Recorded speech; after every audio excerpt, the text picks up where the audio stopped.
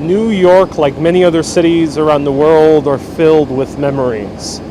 Usually we pay attention to the memories of famous individuals, either historical figures that were known for being great leaders or great activists or great artists, or celebrities, actors, musicians, etc. However, New York City has way more memories than just those individuals that are immortalized in the textbooks and also in video and documentaries. They're stories that we usually will never hear about. Stories that only mean something to someone or a family or a few others. Today, this video is dedicated to Roy McCarthy, a loved one who's no longer with us, who was a person very close to someone who is a loyal viewer of this show. They prefer to remain anonymous. I don't know too much about Roy, but that person watched my live videos trying to piece together the places that individual and Roy used to visit together. And watching my show, according to that individual, was a great walk down memory lane, trying to get a little bit closer to that person's memory. So today's part 2 of 2 videos. The first one was in Astoria, and today's second part is walking down Bleecker. So let's pay a little bit of tribute to Roy, someone I don't know, but it is close to a loyal viewer who prefers to remain anonymous, so let's respect their privacy. But I thought to myself, they asked me if I can show certain locations, and I thought to myself, yeah, let's do that. Tell me all the places that you relate to that person, and we had 2 neighborhoods. So today I'm doing that in honor of this loyal viewer. So let's walk around. We're starting right now at Broadway and Bleaker Street. We're gonna walk down Bleecker and MacDougal, 2 streets. Enjoy this live video. But actually we are in front of a mural of another famous person who unfortunately passed away. His name is MF Doom. He passed away just a little bit more than a month ago. Great rapper and hip hop artist. Probably one of my favorite rappers. I absolutely love his songs. And he was based in New York and unfortunately passed as well. So may he rest in peace. Long live MF Doom. This is a mural in his honor, and there's a bunch of other beautiful murals here. So let's walk around. Let me show you the murals here around this building, because this building is gorgeous. Look at this gorgeous building. Lots of gorgeous architecture here in Greenwich Village. Lots of people out and about. Yep, it's 43 degrees Fahrenheit. So it's basically feeling like summer. I would have come out with my shorts, but I wanted to dress a little bit better because we're in Soho. But yeah, it's very, very good weather. Oh, I like this. This is a cool selfie opportunity right over here. Look at that. That's a cool selfie opportunity. I'm Ariel with Urbanist. Let's walk down Bleaker Street. Heard Figaro Cafe on Bleaker is coming back. Yeah, I heard the same thing, Rhonda. Let me, I'm gonna point out the location of Figaro. Thank you so much for telling us that. Yes, I'll point out Figaro Cafe, or where it used to be at least. Agnes, thank you so much for the 50 stars. Kith used to be located here, but they boarded up and closed. Yeah, they did. I hear Cricket says I'm an angel. Oh, thank you. I heard Crickets. I appreciate the compliment. Here's Broadway. Broadway. Longest street that runs across up, down Manhattan. And let me show you the building from afar. Look how gorgeous it is. Yep, Figaro Cafe, I'll mention it a little bit later, is indeed reopening. And look at this gorgeous, gorgeous architecture. Look at the architecture all around here. So Lisbon, oh, we have a few people who know about Figaro Cafe. That's amazing. Welcome, welcome, welcome everyone. Nice to see you here. Look how gorgeous. Always look up here in New York City.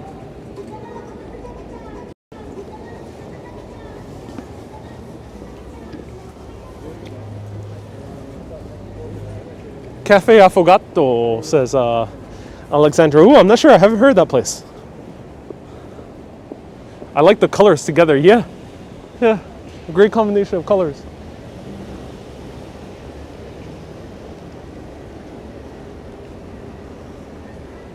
And look at the columns on this building. Wow. Gorgeous columns. Wow. All right, let's walk through. All right, get ready.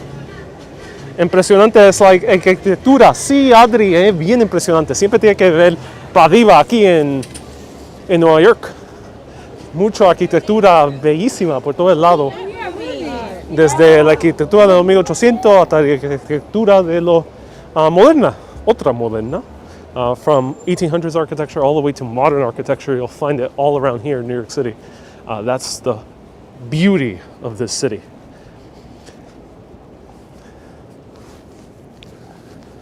Even the arches are nice. Yes, indeed. Lots of snow piled up, yeah.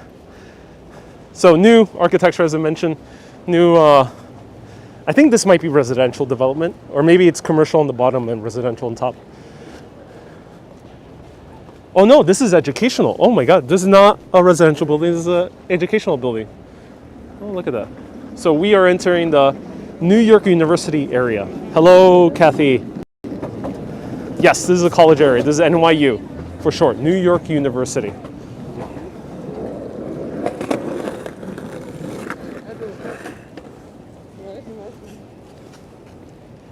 How was your train ride, Joe? Very quick, actually.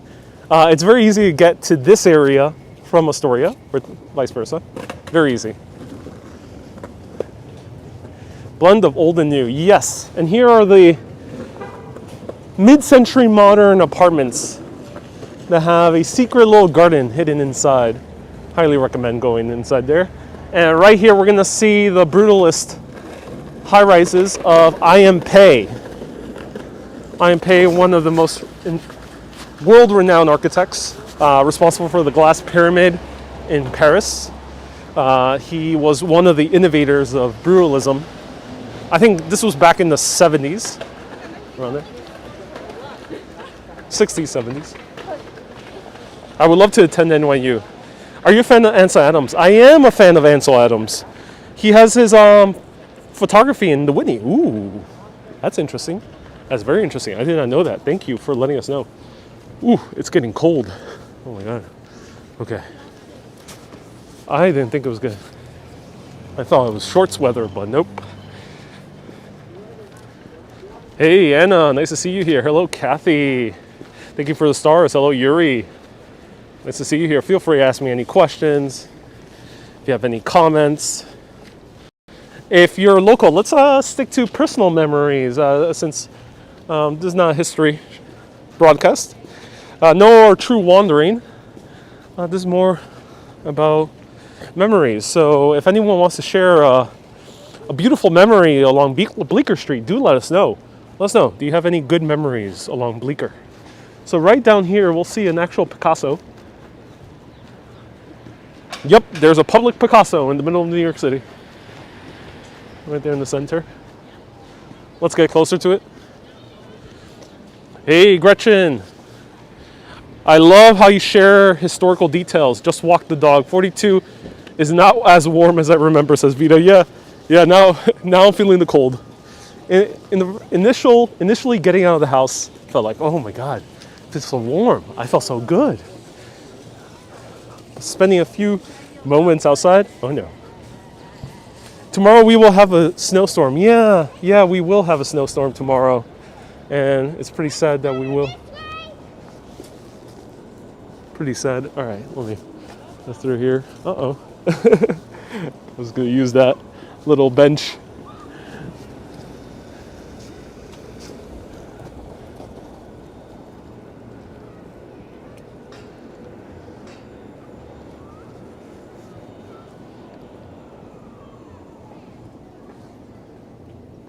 Stephanie says, why is that sad? What do you mean, Stephanie? alive, I'm here for this. Oh, awesome. All right, I'm gonna put on my jacket a little bit better because I am freezing. Bear with me.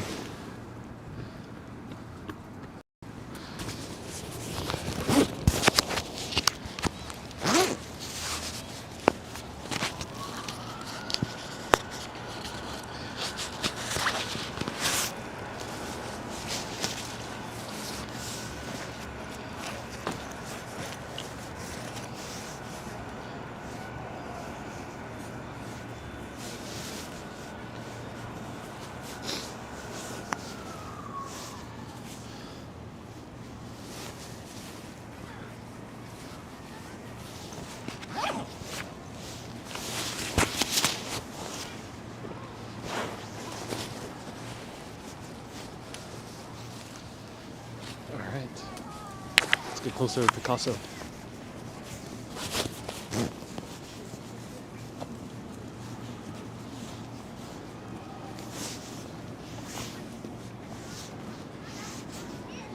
Francesco, am I going to show you the Picasso? I am indeed. I am indeed.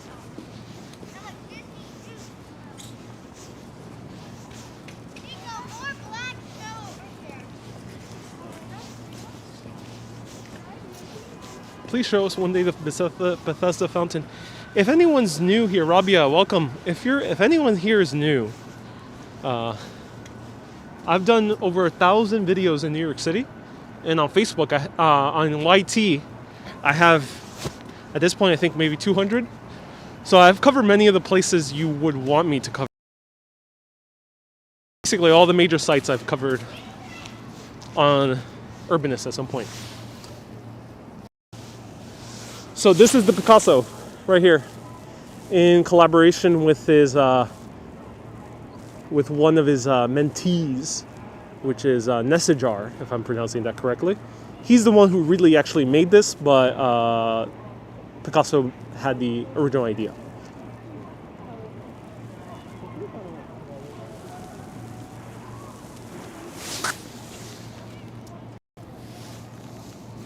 So the only Picasso in New York City, at least public. I think there might be a Picasso or two in the museums. I love the movie of Antonio Banderas as Picasso. Is this the original? Yep, this is the original Picasso. Technically not just fully Picasso. Nessajar made the sculpture. Picasso made the idea or the concept. But people do consider it original Picasso.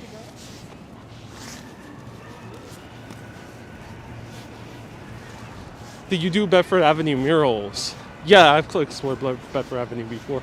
So if you're enjoying this broadcast, I end up realizing in the past few weeks that people have gotten so much deep appreciation from these videos. They have been able to travel once again to New York City, despite all the restrictions. They've been able to come here virtually. So press that like button right now. Give a gentle press on the like button. The more you press that like button, the more chances people will see these videos who need them the most. May they be people who are living halfway across the world, and it just might be a little bit inconvenient to come at the very moment, or borders might be closed, or sometimes people have mobility issues or other financial limitations. So press that like button. Let's bring these videos to more people who need them, like the dear close person to Roy. Right, let's continue walking around. And let me know if you're in Team Like. Shirley, thank you so much for being on Team Like. Joe, thank you so much for being on Team Like. Ooh, sparrows. Thomas is on Team Like as well.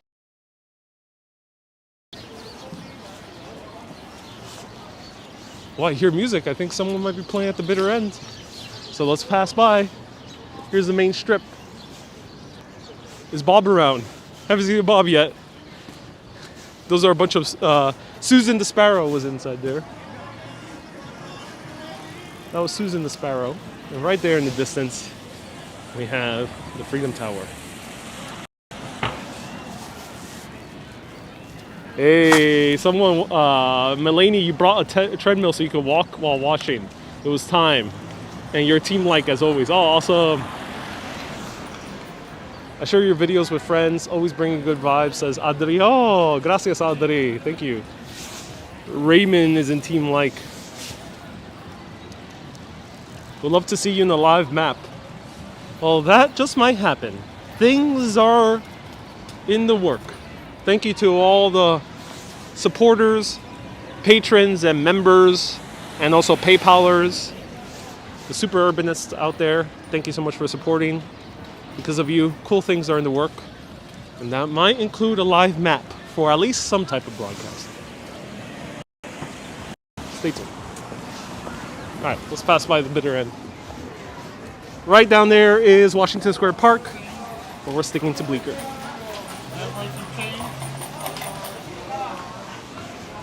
So our first stop is... What's a Susan? Shields. Susan is a sparrow. Susan the sparrow. Here is the bitter end. The bitter end. The bitter end opened up in 1961.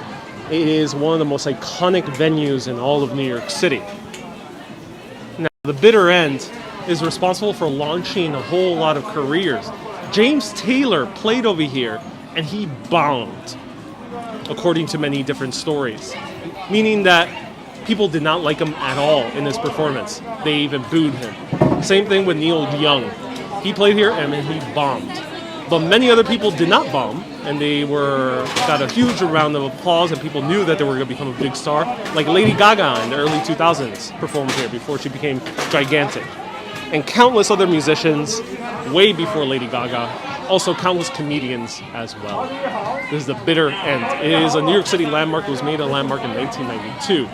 Let me show you the landmark plaque. And it's open again. That's so awesome. I'm glad to see that it's open, even though they probably don't have performances as of yet. Did Simon & Garfunkel play here? I'm not sure. If anyone can let me know if Simon & Garfunkel played here. But here it is. There's a video of Lady Gaga playing here, yep. And you can find a bunch of other performances here. The Bitter End, established in 1961, in recognition of the Bitter End's contribution to the artistic life in New York City by the City Council of New York. So it's a New York City landmark. I think the bar might not be part of the Bitter End. I think the Bitter End is actually closed. The bar is an extension of the bar down there. I think the Bitter End leased it to the nearby bar. So yeah, the Bitter End is actually not open. This outdoor seating is part of the bar next door. And there's, let me show it this way. There's a few like posters, but not too much. And lots of people here at the bar. Do I plan on having another coffee? No, I'm coffeeed out.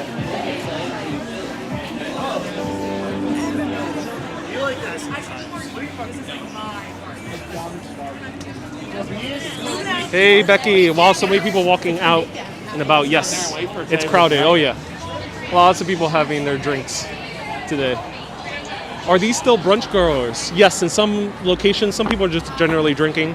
But if you go to these places, people are indeed having brunch all the way until about 4 p.m. Right here, and unfortunately it's covered in scaffolding, but one of the most famous venues ever in jazz, Latin jazz history, salsa history, funk history, jazz fusion history is right here. It's now a CVS. But before it ever was a CVS, it was the Village Gate. And gigantic dog. The Village Gate. So here we have the neon sign of the Village Gate. Or it's not neon, it's made out of bulbs. There's a few great live albums actually recorded at the Village Gate. It was opened up in the late 50s. And it hosted some of the biggest names in all those genres I just mentioned. When it comes to Latin jazz, this is probably one of the places that popularized Latin jazz with the general public here in New York City, with the likes of Tito Puente and Eddie Palmieri. And Celia Cruz even had a song where she referenced the Village Gate. Aside from that, Herbie Hancock has a live album here in the Village Gate as well. So this is one of those iconic venues of New York City. I wish we can see the interior, but it's been converted into a CVS.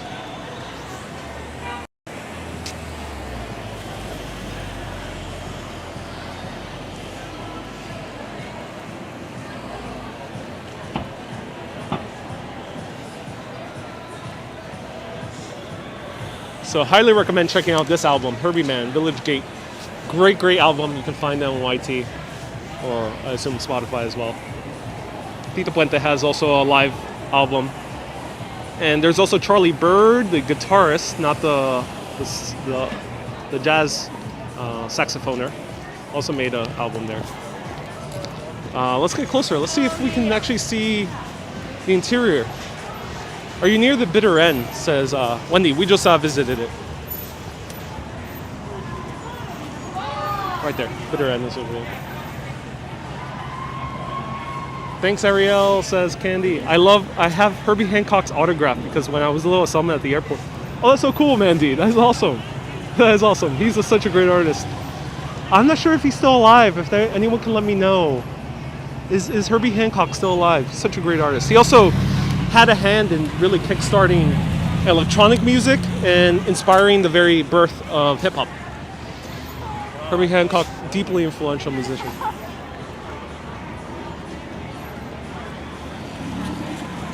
Are you going to pass by Christopher Street? Not today, just Bleecker and MacDougal. Village Gate to CVS, what a come down, I agree. All right, everyone, let's see. He is alive. Herbie Hancock, thank you. Let's see if we can see some old facade inside the CVS, so don't mind the silence. Let's go inside. Hey, how's it going? Where's Brent? There. There you go, you take care of this.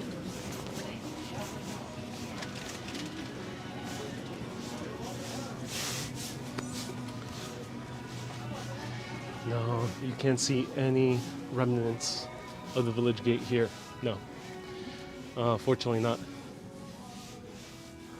Oh, that's such a shame. No, nothing. Nothing. Let's see over here right by the front. So sad. Hey, how's it going? No, nothing. Oh, that's sad. Some of these, sometimes the pharmacies maintain the original aesthetic, but they're very rare. Usually pharmacies just destroy the original aesthetic. It's so sad. But here's some photos of the Village Gate. No, they're not even photos of the Village Gate. What? We just have random photos.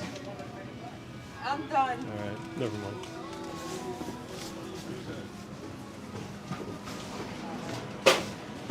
Don't you see it's kind of like moved to the top, so you know what he was doing back there, right?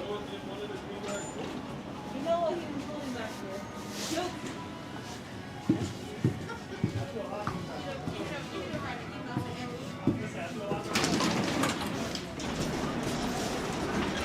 Thank you. Simon Garfunkel did play the bitter end, 1964. Thank you. So a lot of the photos we saw there briefly were dating all the way back to the folk scene of the 1950s. So here's La Poisson Rouge, and this is the new venue that is located in part of what used to be the Village Gate. La Poisson Rouge. I saw a few bands here. I saw Regina Spektor, blew me away. Probably one of the most beautiful performances I've ever seen in my life. Let me know if anyone knows of Regina Spektor. We're not talking about classic rock or jazz anymore. And I saw here a few years ago Cut Copy, one of the best new disco bands in my opinion. So sad they're closed. Hey Petter, thank you so much for the 100 Swedish krona. I love Le Poisson Rouge. Yeah, I love Le Poisson Rouge. I did not experience Village Gate. I was very, very little when I had family that visited Village Gate. But I have experienced Le Poisson Rouge. I really love it. Thank you so much, Petter, for the 100 Swedish krona. I appreciate you, Petter, is a frequent super chatter. All right. But if I'm in a car, sometimes they'll just scatter when you're driving.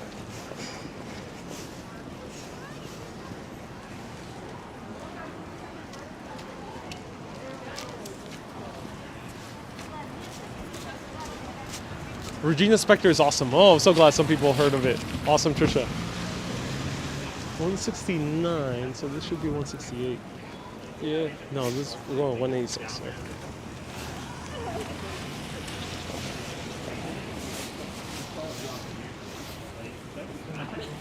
Qué bello lugar. Sí, Game María. Bien bello. Hello, Raúl from Colombia. There's a very cool pharmacy on 6th and 10th Avenue. Yes. Bigelow. Yes. I actually talked about the history of it. Check my Greenwich Village history video that I did a few months ago. So, this is a bit more random, not really related to music, but related to comic books. In Marvel's Infinity War, in the very beginning, the superheroes go to Doctor Strange's Sancto Sanctorum, and a huge fight ensues on the New York City block, and then right next door, Spider-Man battles one of the aliens at Washington Square Park. Doctor Strange's Sancto Sanctorum is here, 177 Bleaker Street. Now, of course, we don't have this huge kind of church-looking, synagogue-looking building. It's just a normal tenement. But the reason they chose 177 Bleaker Street for the place of the Sancto Sanctorum is because two of the original artists that worked on the original comic books of Doctor Strange, with Steve Ditko and Stan Lee, they were based here, right here. So this is the location of Sancto Sanctorum, and they do use this location, or at least like they show the Greenwich Village in this general street in the movies as well. But of course, there's no actual building.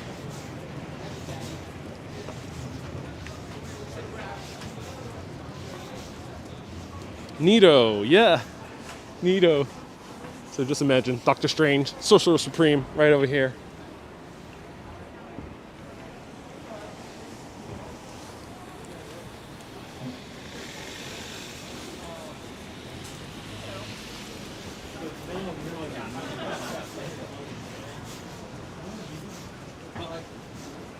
So Figaro, Le Figaro, a very famous cafe. It was actually the most famous, favorite cafe of the famous musician Lou Reed. Le Figaro was also a popular hangout spot for years, ever since it opened up in the 1950s. Unfortunately, it closed down about a few years ago, but used to be located right here, these two storefronts. Le Figaro was also featured in the film Serpico by Al Pacino, where there's a scene here, and also Al Pacino himself, the actor, loved this place, and many other people could be seen here frequenting. Many celebrities, many well-known musicians frequenting Le Figaro. Now the thing is, this restaurant is closed, so the person is aiming to rebuild Cafe Le Figaro right here, once again, to revitalize it. Now across the street, there used to be another bar, 1859, also closed. And you can imagine the likes of Jack Kerouac, also the Beat Poets, Allen Ginsberg as well, and his lifelong partner, if anyone can remind me of his name, and all these other individuals, Boros as well, hanging out in these very same streets. There's a very dense history here in Bleaker Street. And Bob Dylan, I'll show you where Bob Dylan hung out. He hung out all around here, including the bitter end. Probably also performed at the Village Gate, if anyone can confirm. And I assume Bob Dylan probably has come to Le Figaro a few times. But I'll show you around. Was the bar called 1848? Let me know. Was it called 1848? I might have gotten the wrong date. Right here.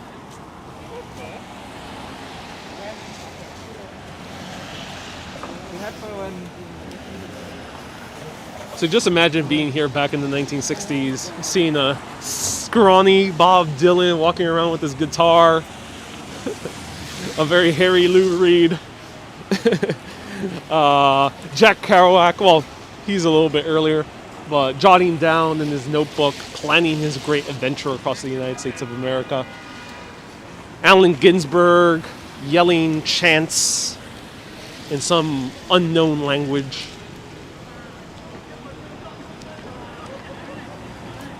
Even Joan Rivers, maybe crackling very loudly as she's telling jokes to her friends.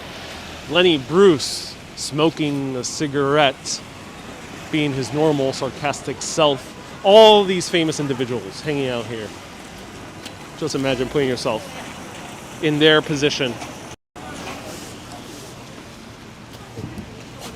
So now we're gonna go to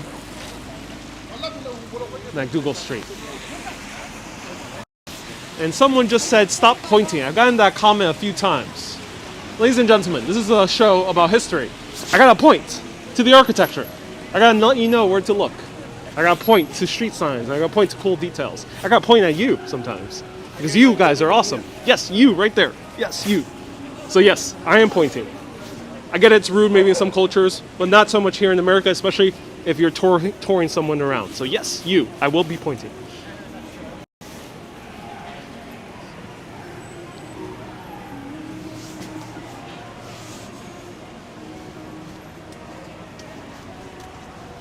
Shields, yes, you. You, Shields. I'm pointing at you. Shields, awesome. Thank you. Shields wasn't the one saying the comment. She just said, point at me.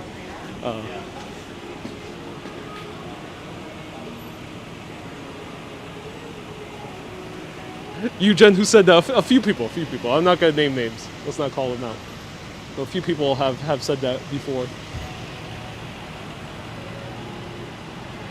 Here's one of the older neon signs in New York City. And neon sign, look. Oh, pointing.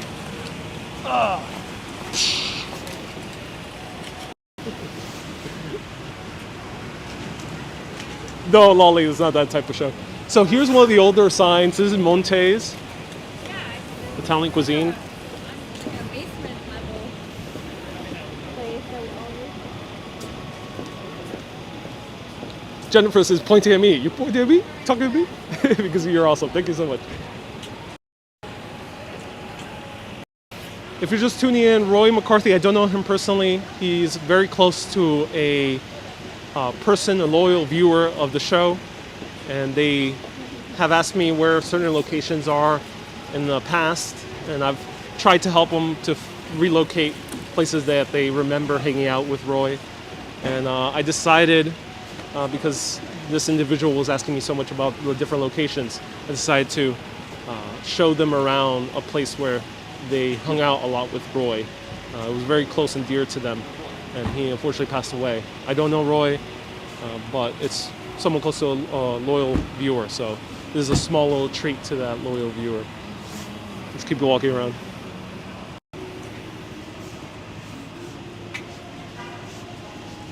Rocky says, I was taught if you can't say anything nice, don't say anything. Yeah, indeed. Hi. Hey. That's funny. Hugar, I don't know the circumstances. I don't know. All right. So lots of people here. Let's cross the street. Too many people for my tastes. Let's wait for the cars to pass. I like the crepe store. Yeah, famous crepe store. Open pretty late.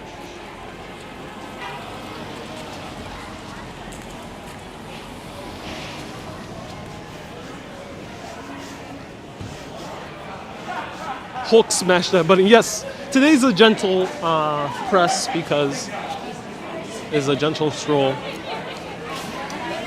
Let me know if anyone wants to share any memories of Bleecker or MacDougal that they might have.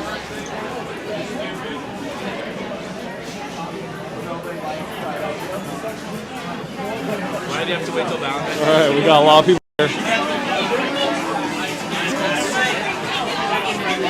I was thinking, kill you. I have a girl standing. I can smell the Corona. I mean the beer. The beer. That's what I'm talking about. I can smell the Corona. The beer. Here's Minetta Tavern, known for their $30-something hamburger. I think now they reduced the price of the hamburger, but really expensive hamburger and really good as well. Especially for a man of your birth. So here is Cafe what? Yeah. Cafe what? No, that's the name of the place. It's Cafe Wa. That's the name of the place. Cafe Wa? Yeah. Cafe Wa. Bob Dylan was one of the very first people to perform here back when it originally opened many years ago, back in the early 60s. Now this was run by Manny Roth. And one of the people who played here was Jimmy James and the Blue Flame. But wait a minute, this is Jimi Hendrix and he's rather purple here. Well, it's because before he was Hendrix, he was Jimmy James. And he had a band called Jimmy James and the Blue Flame, so he wasn't quite purple yet. He didn't move up the scale of chakras at that moment. He played over here, he was a massive hit, and according to legend, Jimmy James and the Blue Flame played so well, his solos were so powerful that people would hear all the way down at Washington Square Park. Yes, I'm pointing to Washington Square Park. That's Jimmy James. And then later, he will open up a studio, Electric Lady Studios, just a few blocks down, and become one of the most famous musicians to have ever lived, the great Jimi Hendrix and his experience. But many other people have played here, including Bob Dylan. So let's see, it says, like your entertainment good, loud, and eclectic, then you will love Cafe What? The terminally hip Village Club is at once retro and contemporary. The trogs blare from speakers as students discuss Somalia. The multifaceted club hosts an array of powerhouse talent, including comedians, gospel singers, rappers, rockers, and 17-year-old Juilliard violin students. Oh, that's very specific. And who blows the roof off with a rendition of Orange Blossom Special. The shows may change, but the quality never does. You'll be hard-pressed to find a more exhilarating evening out of than Cafe What? By midnight, the party had begun. On stage, musicians were offered up progressive feasts while singers captivated the audience with jazzy riffs, swiveling hips and red lipstick smiles. The crowd waved their arms and swayed their sweet seats. By 1 a.m., they squeezed between the tables to dance. At 3 a.m., ushers forced them out the door, so ending a typical night at Cafe What? On MacDougal Street. Right there. The legendary Cafe What?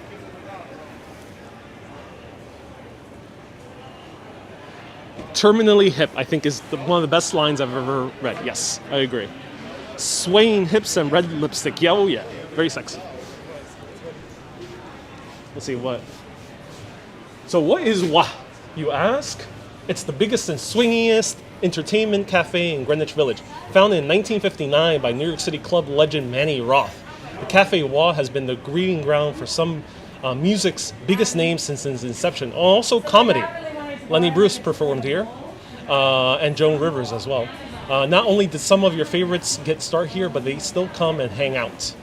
The Cafe Wah initially was a no-alcohol, all-ages cafe, just like a lot of the folk cafes. So before music was a scene where you would drink a lot of beer and smoke your cigarettes, it was a place where you would still smoke your cigarettes, but instead of beer, you would drink coffee. That was the scene back in the 50s. And let's keep on reading. early beat poets like Jack Kerouac and Allen Ginsberg as they fomented their revolutionary ideas in this small basement club in MacDougal Street. With burgeoning folk scene on the rise in Greenwich Village, Cafe What became the epicenter of the beat and folk movement of the 1960s. Oh, look at that. Today, Cafe What hosts the hottest house bands in New York City, from our legendary Brazilian Monday nights to Tuesday funk jams to our world-famous Cafe Wa house band. The Cafe Wa is known as the best place to hear live music. Stop by any night and have one of the rockiest nights you've ever had. Who's Wa? Let's see. Bob Dylan, first gig ever in New York City. He played over here. Jimi Hendrix, I told you, discovered here by Chas Chandler, who discovered a bunch of other people. He's responsible for starting a bunch of careers. Richie Havens, Jerry Lee Lewis, Peter, Paul, and Mary. Mary actually visited here before she was part of the band. Kool and the Gang, The Velvet Underground, Bruce Springsteen, Lenny Bruce, the comedian, Richard Pryor, the comedian, Jose Feliciano, Feliz Navidad, everyone, Peter Seeger, Woody Guthrie, Little Richard, The Lovely Spoonful, the Everly Brothers, and Chuck Berry. Wow, that's amazing. Richard Pryor, imagine seeing Richard Pryor here. Just imagine seeing Richard Pryor here. That must have been a mind-blowing experience. Really mind-blowing experience. Richard Pryor, probably one of the best comedians to have ever lived. Check out his stand-up specials. You can find on YT. So, Manny Roth. That last name might sound familiar because Roth is also the last name of one of the most famous musicians of rock who has ever lived. That's Tommy Lee Roth, right? I'm getting it right? Tommy Lee Roth, who is of Van Halen. He is actually the nephew of Manny.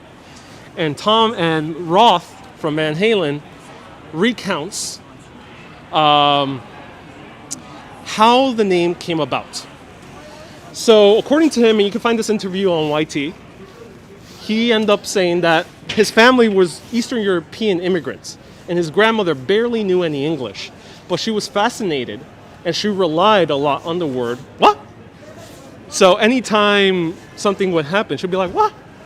And Tommy would come in with a haircut and be like, what?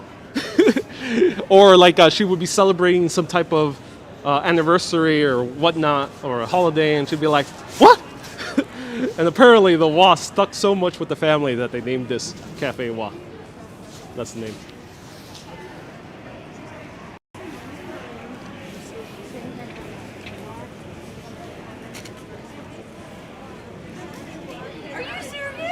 Right there. Iconic sign as well, one of the older neon signs. Lots of rock history in the village, oh yeah.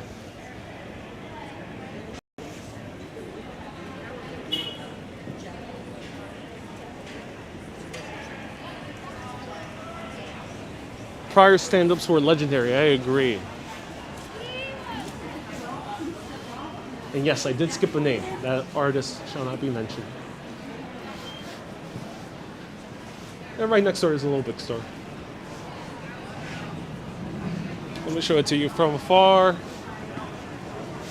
And for a while, until 1987, from the late 60s to 1987, Cafe Wa actually wasn't here. It was Cafe Fenjones, which was a much bigger location, actually extended all the way down. And then they sold it back to the Roth family in 1987.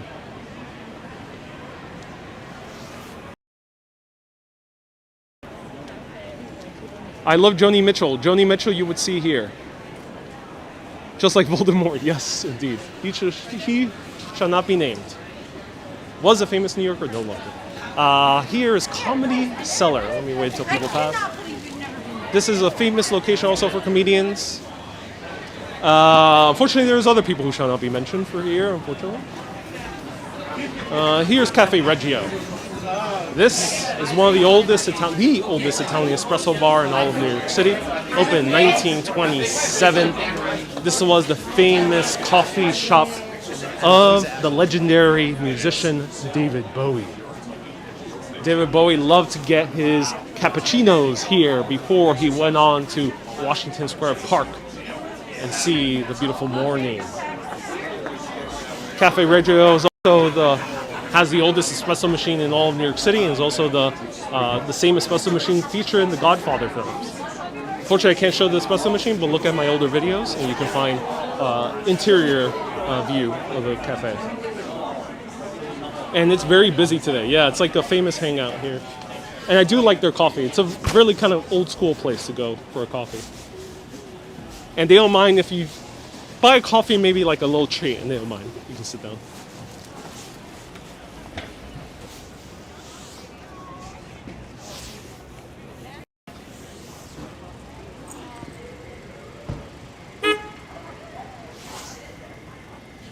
Gracias, Ariel, por esta tarde hermosa caminando juntos. Robert says, ground control to Major Tom. Oh yeah, such a beautiful song. Shaft was shot here too. Yes. Was he actually shot in the film, or you mean shot in terms of filming? But yeah, Shaft was feature a few locations in this neighborhood. And here's NYU. Jose says the comedian no longer mentioned. What? Indeed, what?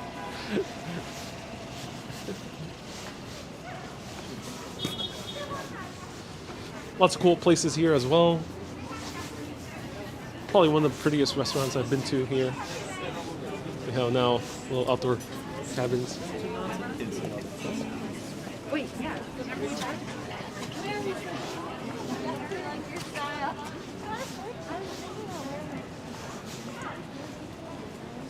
Yes, a lot of people are indeed drinking Corona here in Greenwich Village.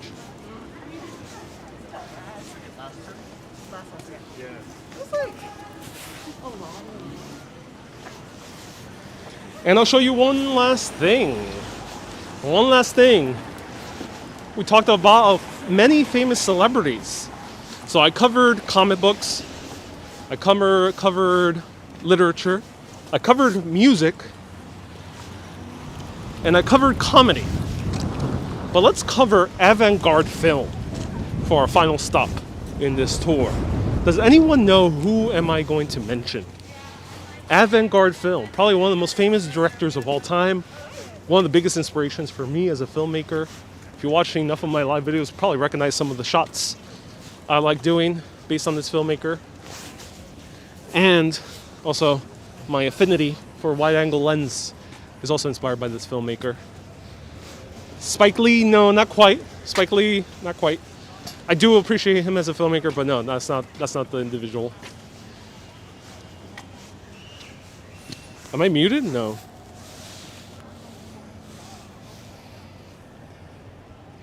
CBGB's on the Bowery. Yes, maybe you'll be seeing it tomorrow, hopefully.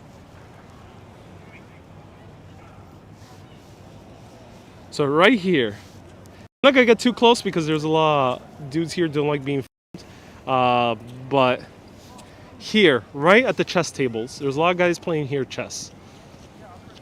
Woody Allen, no, not Woody Allen. Though he frequent a lot of these places. Not Scorsese. De Niro, not De Niro. He's not a filmmaker. He's just an actor.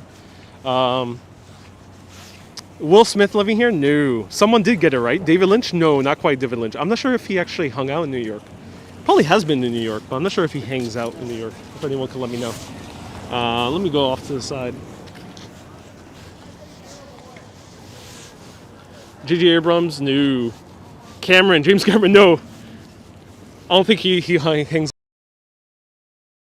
California guy. He's from Canada. So Susan, a few other people got it right. Susan and Richard. Susan and Richard got it right.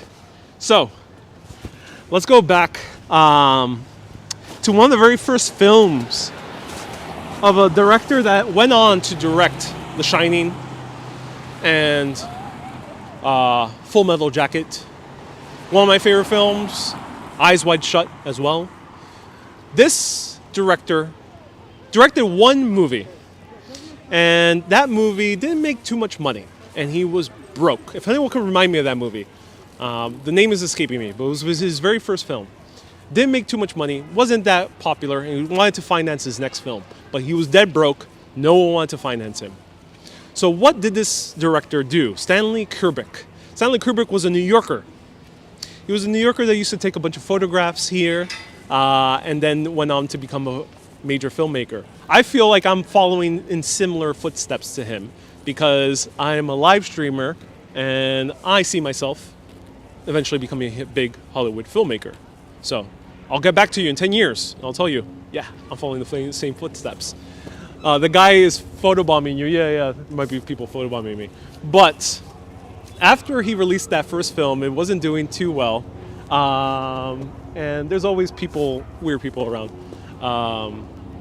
So there's always people around. And he was failing. And he had no money to be had. And he was trying to scrunch up whatever he could in order to finance his next film. But then he decided to hustle for money by playing chess.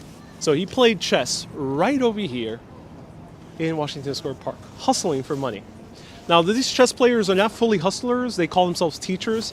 I think sometimes they are hustlers, but some of them are indeed teachers. So you play them and then you'll learn about chess. And sometimes they don't know, they just want to hustle you. I'm not sure what side Stanley Kubrick lied on, but he really was a fan of chess. He was a part of a few chess clubs, and he played right there, here, Washington Square Park, between his first and second film. So, Fear and Desire. Was it Fear and Desire? Might have been Fear and Desire. It was like a noir film. And then he did a second film that ended up really skyrocketing his career. So everyone, thank you so much for tuning in to this live video. I hope you enjoyed it. I'm Ariel with Urbanist. Hope you don't forget your team likes when you're a famous director. I'll still be doing live video, even whenever I get to Stanley Kubrick level of fame. I also love London like Kubrick. And I swear I'm not copying him. I just really love London myself. So everyone, thank you so much for tuning in. Hope you enjoyed it. This is dedicated one more time to Roy McCarthy. May he rest in peace. I hope the individual who was close to Roy McCarthy enjoyed these two videos. Everyone send hearts one more time to Roy McCarthy. Gently press that like button if you want to bring these videos to more people so you can learn more history like this. I'm Ariel with Urbanist. Keep being awesome and always keep on exploring. Have a great day, everyone. Bye-bye.